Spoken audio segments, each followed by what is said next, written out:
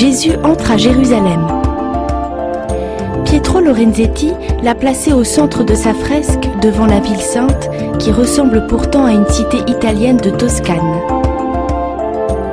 Les tours crénelées des architectures gothiques, les balcons aux fenêtres décorées de blasons évoquent la ville de Sienne où le peintre est né. L'église, dont on aperçoit le chœur et la tour, se trouve dans le prolongement de la figure axiale du Christ. Celui-ci apparaît le corps droit, statique, telle une colonne de soutien sur laquelle l'édifice s'appuie. Devant la porte de Jérusalem, une foule nombreuse dans laquelle on distingue des hommes de tout âge, des femmes et des enfants sortent à la rencontre de Jésus.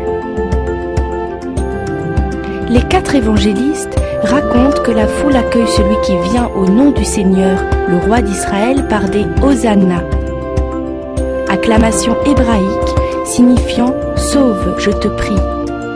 Les personnages de la foule sont dépeints dans des attitudes multiples. Mais tous manifestent la même attention. Ils désignent et reconnaissent celui qui vient à eux, qui est l'incarnation de la promesse messianique. Certains, les plus jeunes, sont en mouvement. Ils cueillent les rameaux des palmiers, quitte à monter, à tendre la main vers le haut de l'arbre. Ils sont signes de victoire. D'autres personnages étendent leur manteau sur le chemin, signifiant par là que devant celui qui apporte la délivrance, le vêtement protecteur n'est plus nécessaire.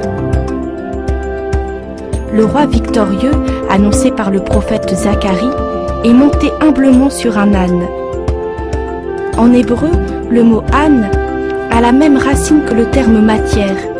Il désigne l'élément instinctif de l'homme, le plan d'essence des désirs incontrôlés. Le Christ chevauchant l'âne est le signe de l'esprit qui maîtrise la matière. De plus, il le mène au temple, lieu de rencontre avec Dieu. Dans la fresque, le personnage à genoux devant Jésus jette son manteau sous les pieds de l'ânesse et de l'ânon comme une peau inutile, piétinée. Il porte une robe rose, couleur liée au Christ et signe de régénération.